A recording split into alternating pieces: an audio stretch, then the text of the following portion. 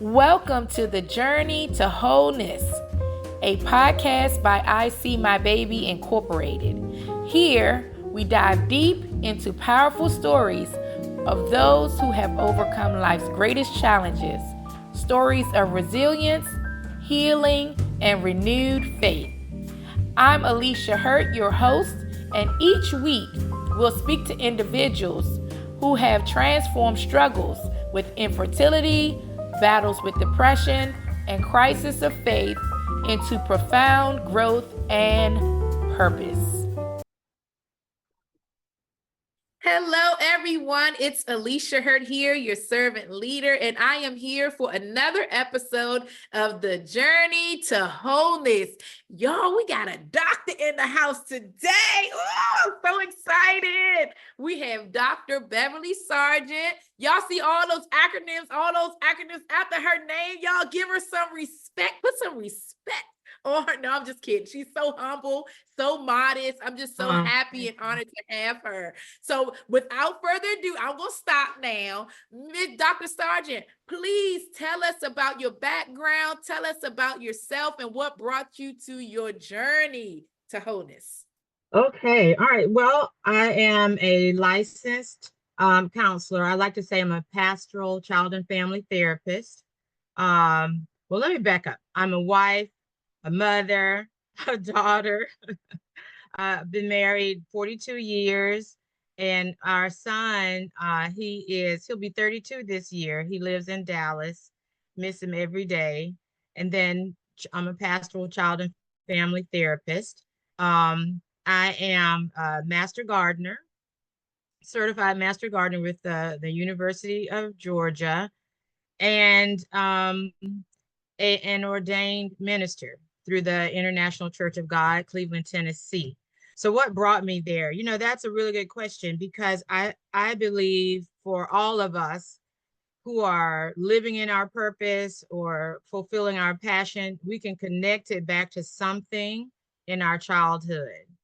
And that's been an amazing journey for me just to realize how experiences God took me through as a child, whether I liked them or not, I'm still connected to those things. And they have become my passion and my life's work today, or they have inspired my life's work. I'll give an example. When I was little, my dad made us pull weeds in his garden. No, he didn't have a garden, a farm. He had acres and acres and acres. And we had to pull weeds. And I complained so much. I can hear him today. He calls me Bebbit. He still calls me Bebbit. He said, Bebbit, I don't know if it's worth bringing you out here. You complain so much. And I screamed. I'm like, it's not worth bringing me out here. I don't want to be out here. It's messing with my hands. And I want nice hands. And so here today, I'm a licensed master gardener. So it's just really amazing how God can take things that we went through, experiences that we had as a child, whether they were good experiences or not so good, even trauma that we might have experienced as a child. God can reframe that pain and work with us, help us heal from it, and then show us how we can help other people. It can become a part of our life's purpose. I love that. So I took some notes. Oh gosh, where do I start? So, first, living in our purpose and how it inspires us to then derive into our life work, and how I love how you talked about, because you remind me now of my second child, Anne, how she complains to do stuff. And as a mother now, I need to continue to push because you never know how that's going to show up when she gets older. That's right. That's right. Let me tell you. So my son, during the summers, I did not believe in watching television all day and playing computer games. In fact, he was about 15 or 16 before we even allowed him to have a game set. But so one summer, I said, so there was a computer camp at the local university. We were in Maryland at the time. So Bowie State University had a computer camp for boys and girls. And so I told him that I had signed him up. He said, "No, I don't want to do that." I said, "You don't have a choice. I have signed you up and I will take you." Well, first of all, he won almost every award they had to present during that summer camp, at the end of the summer camp. And today he's a computer engineer. So, Wow. yes, ma'am.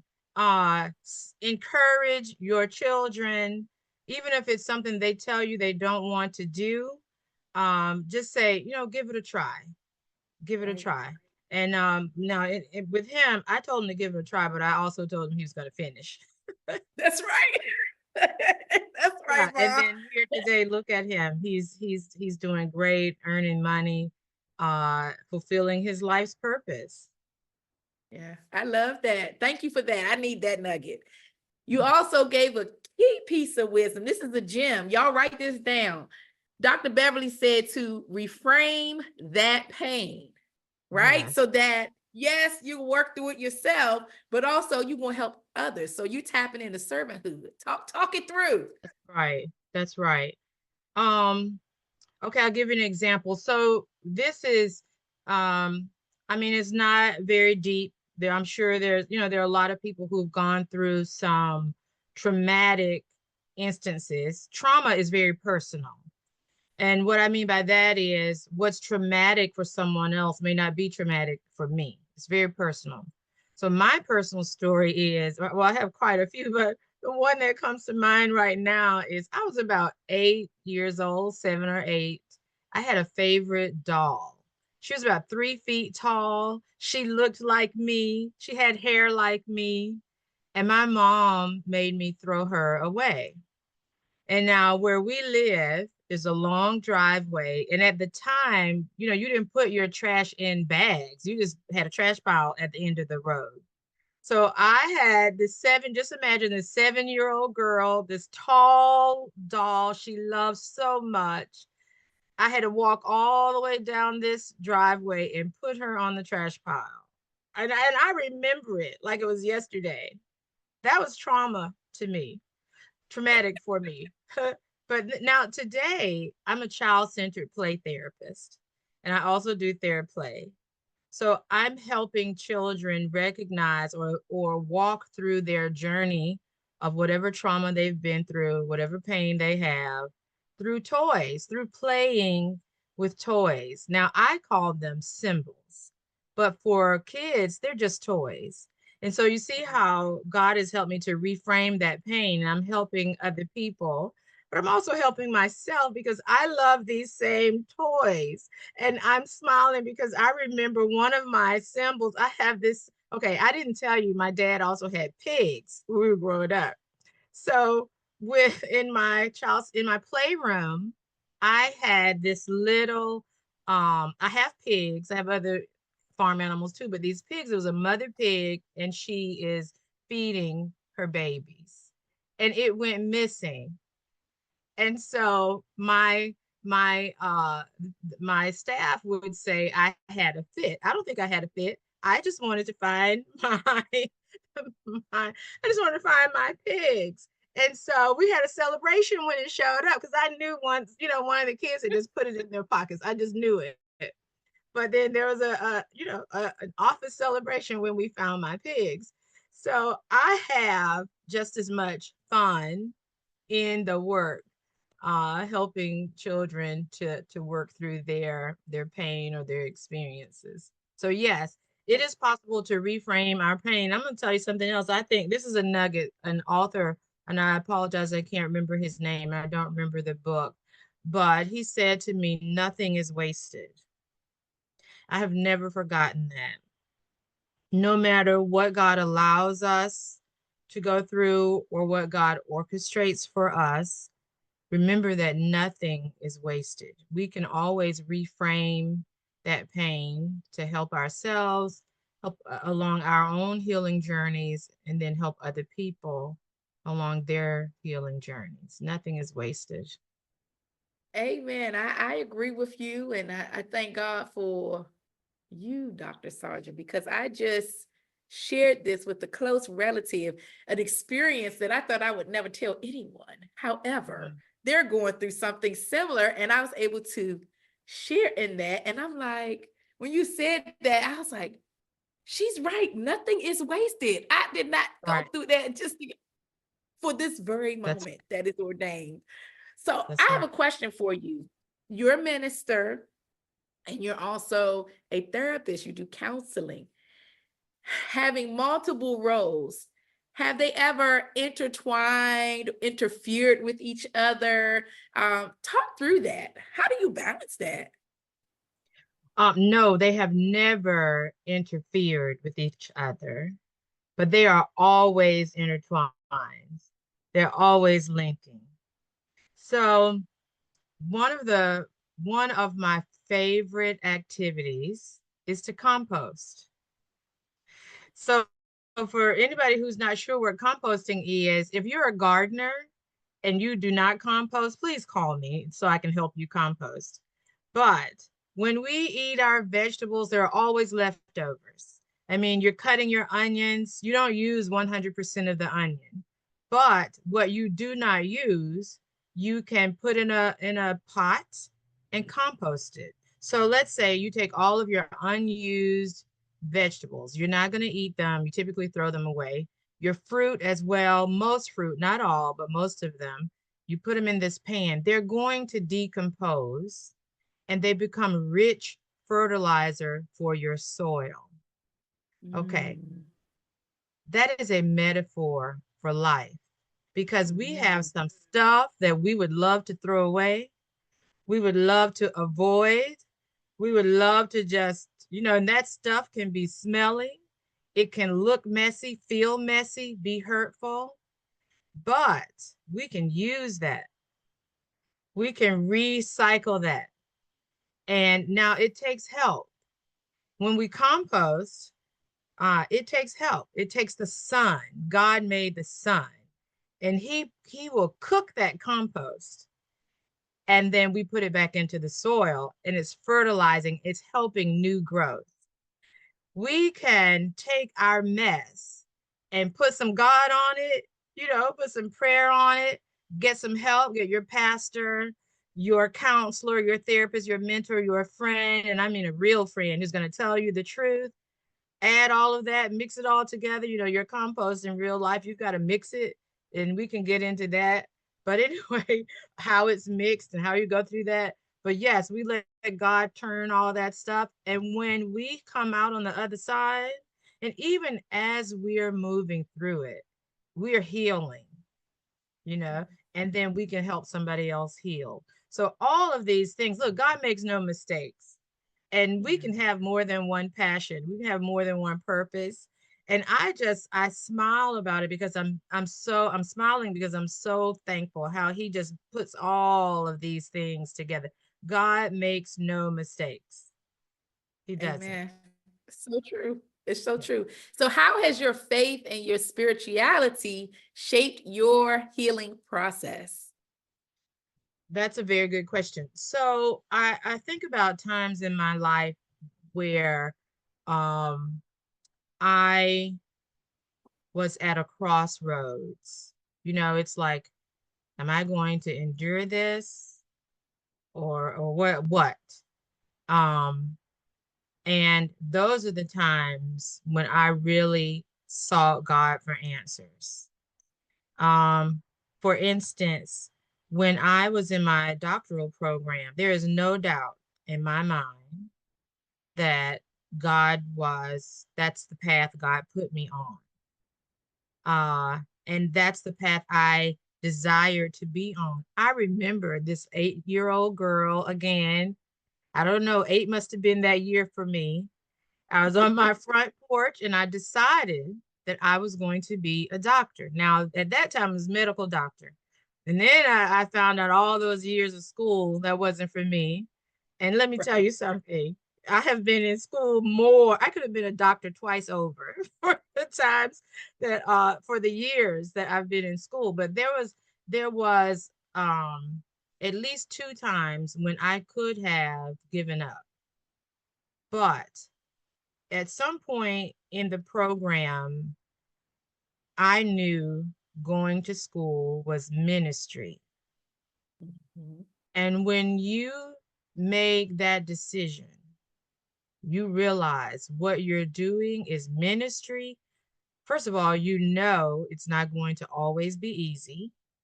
You know that there are going to be people along the way who try to dissuade you from sticking with the program, but you also know that God is going to work it out. And he Amen. did. And he did. So that's how my faith has been that bedrock for me, has been that foundation for me. Because, when you look at the path that Jesus took, it wasn't easy.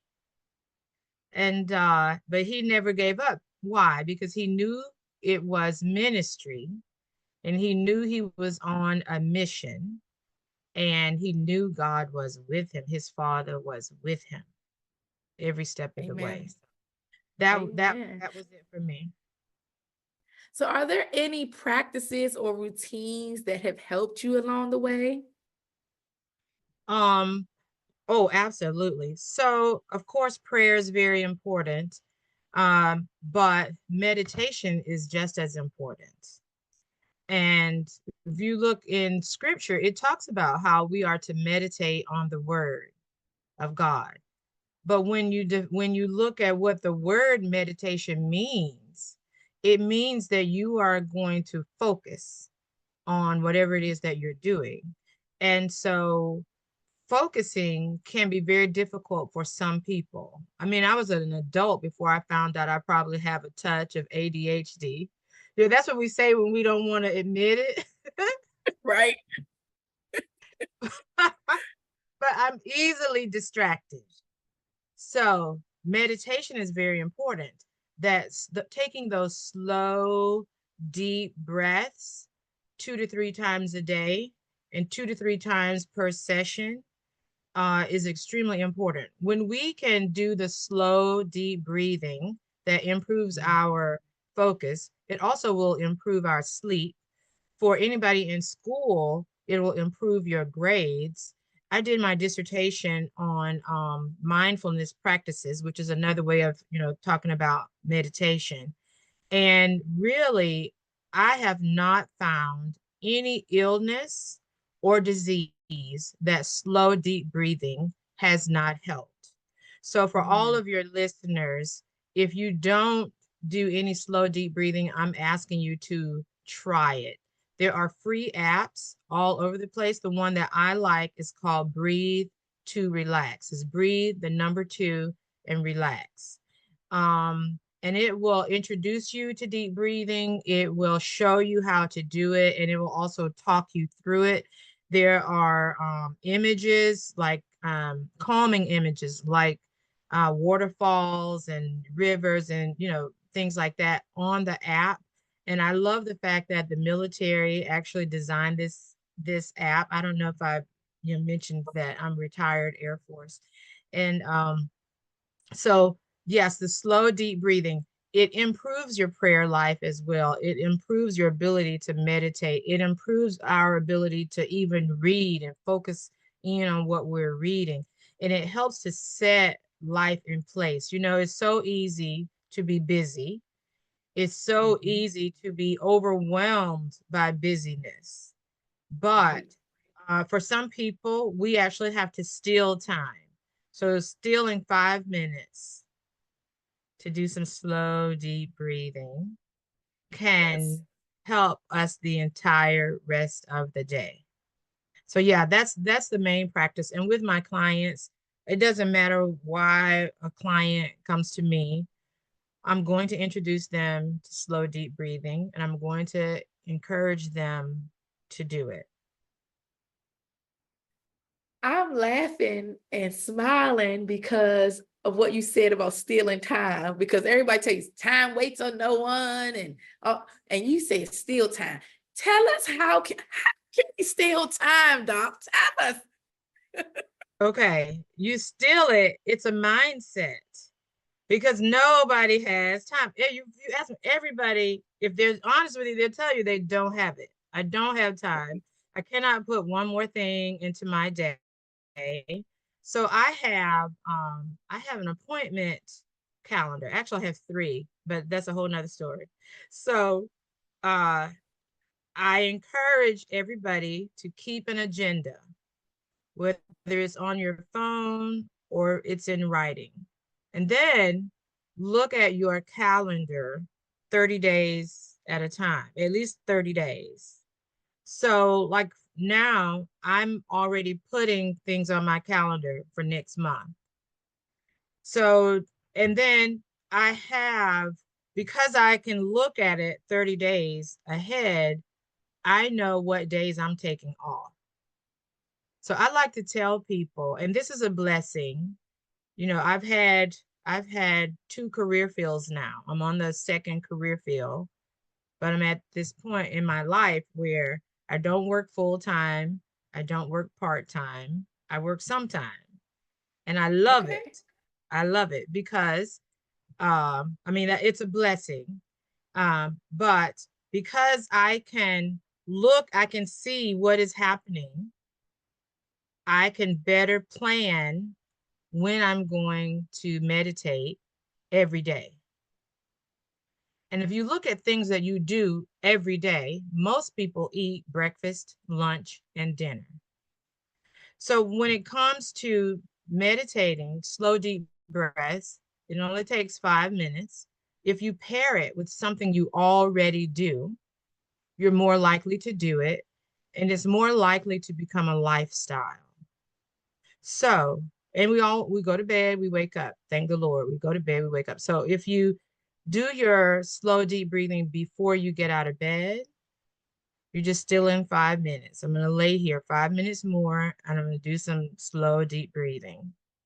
If you do it at breakfast, lunch, and dinner, you're sitting, you fix your plate, you're sitting at the table. You know what? I'm just going to steal 5 minutes. And if your family is around, that's even better, because if you can encourage your children, your spouse, your partner to practice meditation with you, first of all, everybody's more likely to do it. Your children will remind you. Mhm. Um, and then you're encouraging a path of healing for everybody. You know what? Let's just take 5 minutes and be silent and do some slow, deep breathing. And actually, depending upon the age of your children, 5 minutes is a huge, they'll in their head, it's too long. So you're like, okay, you know what? Let's take 1 minute and let's breathe in really slow, really deep. In fact, let's pretend that we are about to blow up a balloon. So you're going to take a slow, deep breath. It's going to come out of your belly, hold it, and then get ready to blow that balloon up. But you're going to blow it up really slowly now. Blow your balloon up. You know, that's how you steal time, because otherwise you're not going to do it. I'm gonna try that, especially Yes, when I pick them up because they like yaga yaga yaga, and I'm like ah. Thank you, yes. Doc.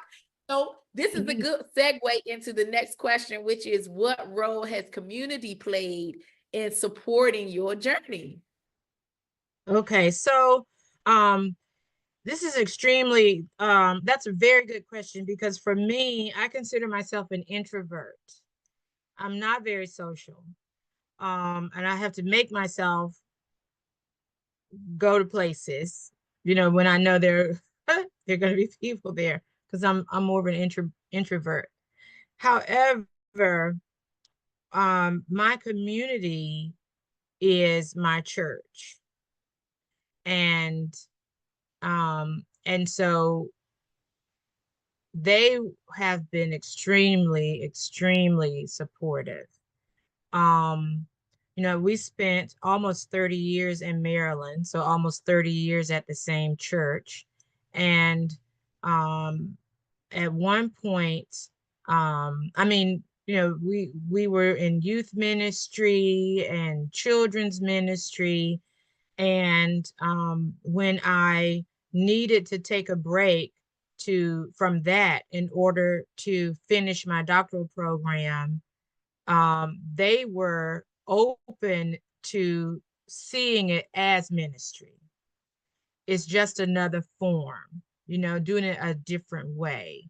And they would, I would get calls or text messages. I'm keeping you in prayer. What do you need? That kind of thing. And I remember before we got to Maryland, we were in North Dakota, and my mom passed away while we were in North Dakota. So, when you leave your home and you're going to be gone for a while, you always have somebody checking in on your house and making sure that everything is okay. And I remember when we came back to North Dakota from her funeral and all, our neighbor and church member had put food in the refrigerator. I'm like, wow. I mean, it's things you never think about, right? But it's just amazing. But it helps us to be better community members too. It shows us different ways to support other people. Um, so hopefully that answered the question, but yeah. Absolutely. Absolutely. So, what advice would you give someone that is facing similar challenges? I mean, you went through, oh God, the trauma with your baby doll. I'm never going to forget that story. To, trying to figure out how to reframe my pain. Like, what advice would you give to someone that's maybe stuck in trying to identify their journey? Um, I truly believe the major one of the major aspects of getting on and staying on a healing journey is hope. I believe that hope is the antidote to almost everything. I want to say everything, but I know clinically we have to say almost everything. Hope is the antidote. Hope will wake us up in the morning. Hope will keep us going through the day. Hope will strengthen our relationship with God. Hope just it's a motivator. When you have hope, that turnaround is coming. So Amen. that's it. And I also like to say, so there's hope, healing, peace, and prosperity. So hope is the antidote. Healing is our goal. Peace is a feeling. Prosperity is the result. But it's very difficult to get to prosperity. And prosperity is more than money. It's more than income. Prosperity is a state. It's a feeling. It's a knowing. But it's very difficult to get there without hope and without peace. So I agree. I was at a really low point a few years back, and my whole body was just going through it. I was walking with a cane. I just couldn't figure out what was the problem. My mom had just got diagnosed with 4th-stage lung cancer. And I remember going to a specialist that my hairstylist at the time referred me to, all the way in Rockville. So when you said Maryland, I was like, I remember her telling me that. Like, we were in Maryland at the same time. So, and I went to Rockville. At that time, we were living in Southern Maryland. So that's a distance wrapping around the yeah, Beltway. But yes, they were able to tell me right there what my ailment was. It was rheumatoid arthritis. I'm like, I've been going through this all this time. And I went downstairs to do blood work, and I know the defeat was all over me.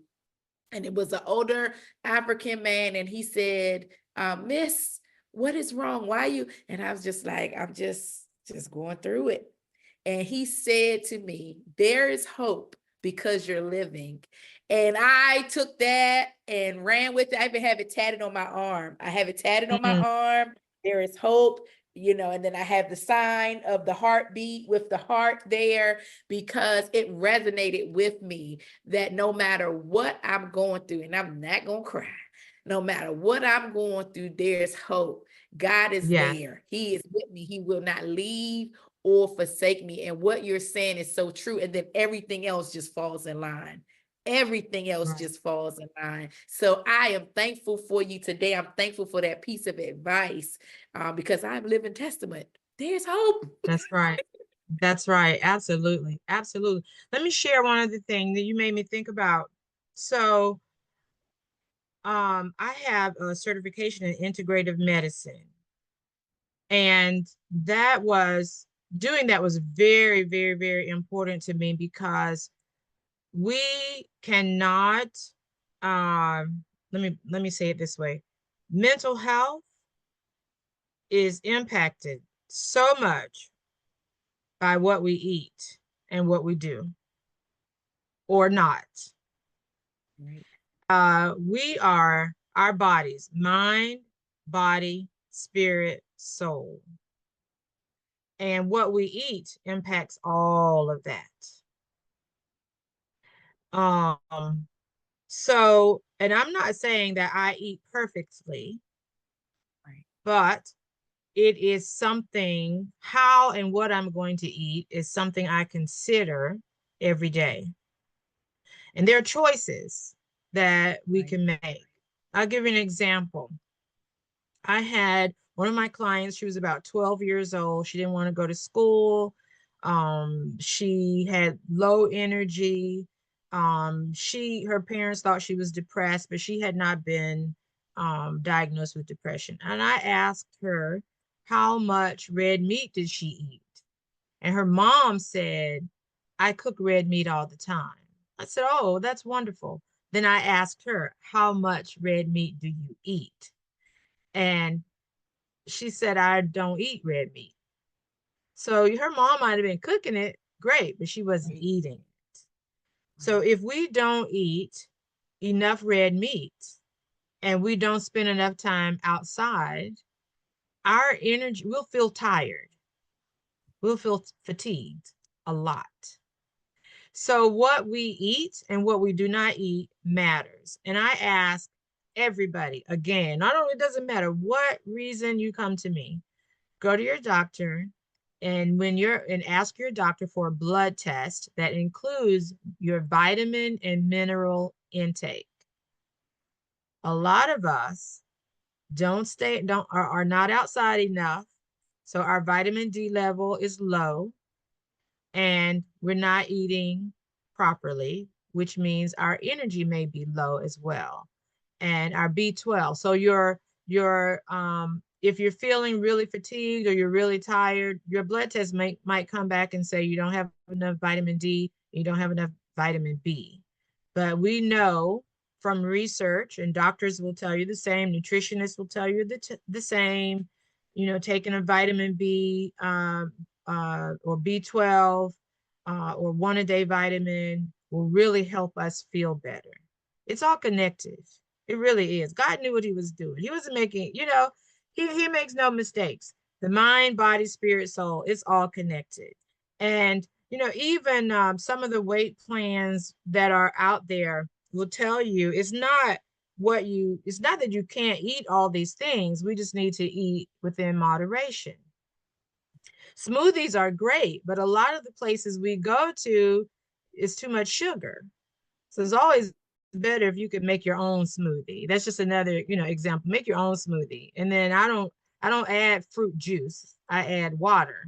So it's all fruit and some vegetables, spinach, a handful of spinach, a handful of kale or something, and add a little water, make your own, and never throw your fruit away, freeze it. If you if you can take that banana and cut it up, put it in the freezer, and take the peel, take the banana peel, put that in your compost pile, but the banana itself, freeze it.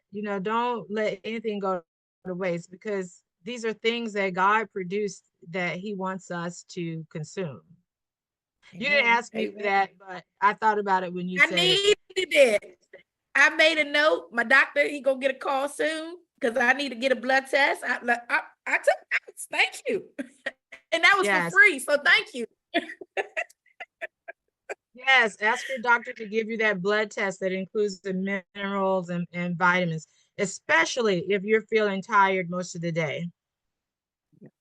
Yeah. So I want to know, how do you maintain your resilience in the face of ongoing challenges? Um, some of the same things we've already talked about: prayer and slow, deep breathing, meditating, and trying my best to stay focused. Whatever it is, almost everything that I really need to do, I write it down. We're more likely to accomplish things that we write down. If it's not in writing, we're more likely we're not going to do it. And I keep lists. Now, I have a whiteboard in my office, and actually, and so the whiteboard, you can erase things and put stuff up. And for me, you know, I have my schedule. I help my husband with his schedule, and I'm my dad's caretaker, so I'm helping him with his schedule. So we probably have about 3 whiteboards. I'm trying to count in my head. There's at least 3. There might be more. Um, and that's how I maintain. Now, I'm not perfect, things happen. And I remember a time just in the last couple of years where I experienced burnout. And for me, the burnout was recognizing that things were happening outside of my control, that if I had looked at the activities a little with more purpose, more intention, then I would have scheduled my days differently. So it's okay to take a step back and do some self-care. Let me tell you something. I'm surprised I haven't mentioned self-care earlier. Self-care is extremely, extremely important. And it is not selfish to take care of yourself, because guess what? You put gas in your car, you do preventive maintenance on your vehicles. We need preventive maintenance too. So, Yes. whatever it is, it doesn't have to cost a lot of money. Sometimes just sitting outside in silence is all we need to just kind of refocus, you know? And every therapist needs a therapist. If she doesn't, and if there are any therapists listening to this, if you don't have a therapist, I'm encouraging you to go get one, because we have to spill some tea too, you Yes. know? So if it's not your therapist, your pastor, a real friend, we have to spill some tea too, because we're not perfect. We're out there trying to be helpers. Helpers need helpers. So I don't know if I answered your question, but I'm gonna let me put it in a formula. Get some help. Have somebody you can lean on. um you don't have to be superwoman 24 hours a day, or superman. You don't. Set some boundaries. And when you look at your calendar, and it's over, the calendar looks overwhelmed, just take some things off it. Find a day, find a day, find an hour. You start scheduling. Like I was saying earlier, I'm looking at April. So I already know when I'm going to be out of town. I already know what days I'm taking off. Uh, and then for May, I already know that I'm going to go to somebody's spa in May. I already That's know right. that. That's right. So, scheduling with it, be realistic with your scheduling. I like that. As you started talking about schedules, I started seeing all the different colors on mine. And I'm like, oh, she's preaching to me. So I like that concept. Like, look ahead and then think about self. It's not selfish. You need it. That's It's a right. necessity. It's a necessity. It's a necessity to take care of ourselves. Let me give you an example. So we all know God rested. He was clear about that. He rested. Yes. And then Jesus and his schedule was so clear. In the boat, he went to sleep. and he was upset when they woke him up. So many times he went on the other side of the river. It's like, Yeah. okay, you all stay over here. I'm going on the other side. And Yes. we're, if he rested, there was a few times they followed him, but hey, the fact is he rested. And That's so right. if God can rest, Jesus can rest, we can rest. So I don't know. No, no, no. We can do it. And self-care, some people may need, well, let me say it this way. It's okay if you need self-care every day. It's okay. Give yourself that. Um, I do need a moment for me every day. I want to get up before everybody else gets up, and I just want to sit. Me, a cup of coffee, sometimes the television. I just want to sit. I don't want to, you know, and it's okay. Yeah, I agree with you. Now I kind of understand why my husband do it because I'm like, why are you up? But then mine is the opposite. It's at night. And so now I need to have that conversation with him. Say, you know how you do that in the morning? And then you like, you just sitting there on your phone. That's my self-care. Everybody's Yeah. sleeping, quiet. Yes. Thank you Yeah. for that. And I'm not Yeah. being selfish. You are not being selfish. No, we need it. We need it. Yeah. You hit on something earlier that I should have wrote down and spoke to, but it's never too late. This is the Right. time. You Right. talked about therapy for children. Mm-hmm. This day and age, yes, we're normalizing it, but there's still a little stigma like they're kids. What are they going through? What do they need? Kind of talk a little bit more about that for me, Doc, because we need to hear it. Like, even for my oldest, I'm seeking someone for her to talk to because I think as the mom, I have the answers. I don't have all the answers. And so I want her to be healed and whole, right? Talk about Right. it. So I think the easiest way for parents to understand it is to consider all of the emotions that you experience. Our children experience the same emotions. The problem for kids is they don't have the words, and they don't always know who they can trust. And I'll be very transparent. I would not trust my mother with any of my feelings, none.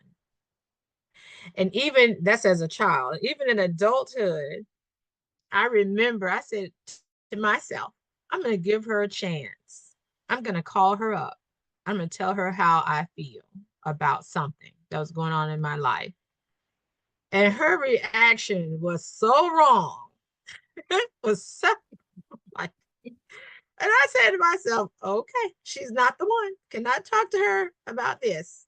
And I mean, she thought she was helping me, God rest her soul, but she wasn't. It was not, and still is not in any uh realm. Was that the best? It wasn't the best response. It wasn't the right response. It wasn't even the Christian response, Oh, right? Lord. Yeah. Yeah. So children have to process through those feelings just like we do, but they don't have the tools. Most adults don't have the tools, so we know our children don't. And so yes, it is extremely important for children to have someone they can trust, that they can talk to. Now, they may not automatically trust the therapist. It takes some time. Brief solution focused therapy says at least 8 sessions, and that's with an adult. Child centered play therapy, the model suggests 25 sessions. Wow. But for some of the um, angst that children go through, you know, you're looking at some of the stuff is generational, right? Because to be quite honest, our parents, our grandparents, our great grandparents, they endured some pain they could not talk about. My first research was in Black grief. Well, we were not taught how to grieve because it was okay, yeah, your husband was sold. Shut up, go back to the field. I'm going to beat you if you cry. Yes, your child was sold. Get over it. So we were not taught how to grieve in a healthy way. You know, we will bury our dead and go back to work. Some ethnic groups will wear black for a year. They're in grief for a year. Some will take 2 to 3 weeks, and that's okay. For us, we need to be taught how to grieve and taught that it's okay to cry and taught that you may need to take some time off of work. It's okay. Right. So I know I'm kind of lengthy here in answering your questions, but um I'm not sure how many child-centered play therapists there are in our area. I'm sure that there are some. I know there are some. Um, and then there's also another form of therapy called theraplay, where the parent is involved, and that helps in healing the parent-child relationship, or finding balance. Not so much healing, but finding balance. Um, so yeah, and it helps to give kids the language of letting parents know, you know what, I'm hurting right now, and I just need some time. Oh my gosh, if I had said that to my mom, she would have it would have scared her, right? She would have done it, but it would have scared her to death. Because I remember the last time she tried to whip me and I caught the switch and I said, I don't deserve this.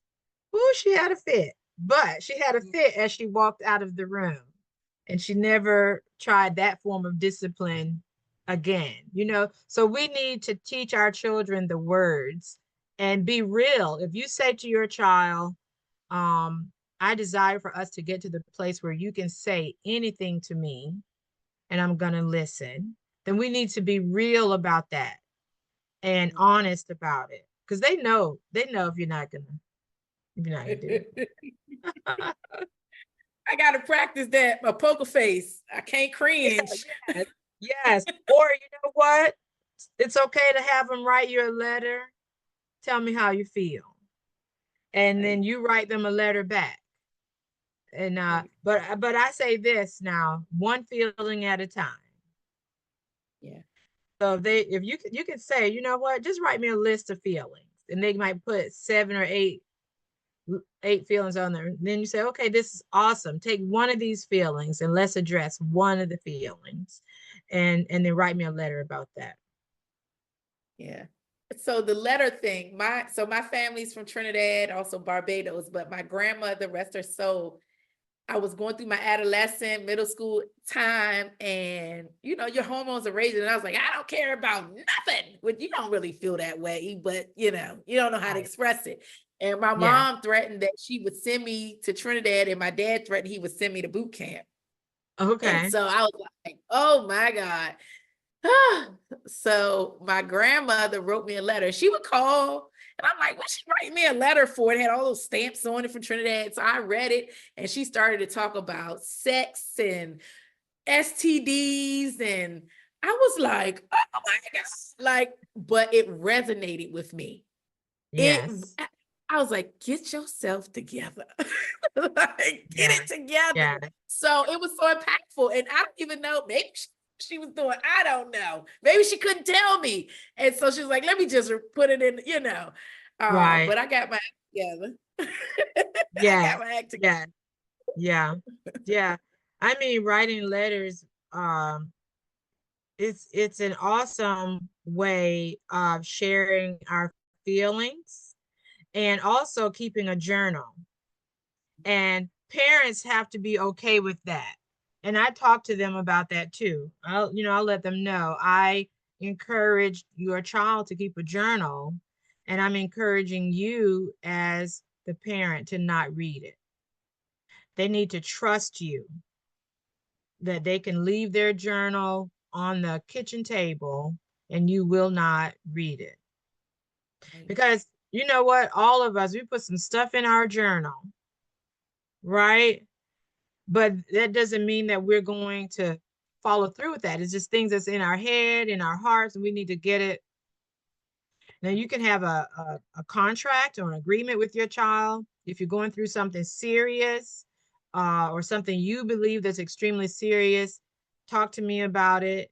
Will you talk to me about it? If not, who will you talk to?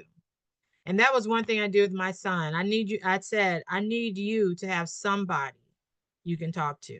If you can't talk to me, you can't talk to your dad. And who will that be? So I gave him a list of people Okay. uh that he could talk to, because I asked him and he couldn't think of anybody at the time. I'm sure he just didn't want to tell me. So I said, okay, I'm gonna give you a list of That's people. right. And so yeah, that open communication is really important.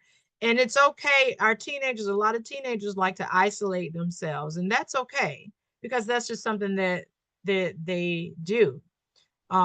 But you can set a rule that you both come to together. Now, mom and dad, you have the rule, but have some options and then negotiate that. For some reason, parents don't like the word negotiate, but the older a child gets, the more we need to negotiate and teach them how to negotiate. Because guess what? When they are in the workplace, you want them to negotiate their salary. Yes, Nowadays, you can absolutely. negotiate your work time. So they need to learn how to negotiate at home. And how do they do that? We teach them. That's right. I, So I think any my kids get it honest though. They're like, so if I clean this room after I clean this room, I'm like, wait a minute, we're not doing this. But yeah, my son would tell you quick that we raised him to lead. And Okay. we did because we wanted him to feel safe and secure out there. Right. So that was always the goal. Help him. What can we do today to help him feel safe and secure? So, and there were certain things we would teach each year. So 11 years old, he learned to do his wash. That was it. You're doing your own laundry after that. Then That's right. 12 was the yard. And then at some point it was cooking, you know. So yeah. Yeah, yeah. That's cool. Okay. And we gotta talk again. This was so good. I feel like Oh, we on I'd the love to. couch together, just chatting it up. Like this not for y'all, this I for us. I would love to. I'd love to. Thank you so much. So, what would be one message that you hope listeners take away from your story? Um, Make the connections between the past, the present, and your purpose, your passion. If you haven't found it, go back. And I like to ask, what was the most fun activity you had as a child? And then what do you remember most that was hurtful? Let's start with those two. Okay, so make the connection. And secondly, there is always hope. Always have hope. That's the antidote. So those two. I don't want to add too much because really, even with those two, pick one. You get that, then you start on the next thing, right? Just one thing. I love it. So I know that there are folks like, oh, I need to talk to Dr. Sargent. How do I get in touch with her? Please let them know how to contact you. Okay, the best way is via email, which is ashesrising@verizon.net. So ashes like in the fireplace, rising like the sun rises, ashes, ASHES, rising, RISING @verizon.net. That's the easiest way to reach me. Awesome. Well, thank you so much, Dr. Sargent. And we will see you again soon. You guys, thank Yes, you for tuning in. ma'am. another episode of the Journey to Wholeness. Bye. Thank you.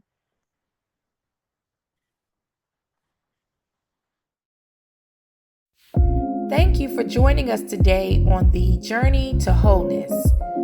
We hope this episode has offered you a sense of hope, comfort, and perhaps even a new perspective on your own journey. If today's story resonated with you, remember that you're not alone. Healing is a process, and each step you take brings you closer to wholeness. Here, we believe in the power of community, and we're so grateful to have you as a part of us. To stay connected with us, follow I See My Baby Incorporated on social media and visit our website at www.iseemybaby.org. If you or someone you know has a story to share, reach out to us. We'd love to hear from you. Until next time, keep walking, keep healing, and remember, your journey to wholeness is worth every step. Take care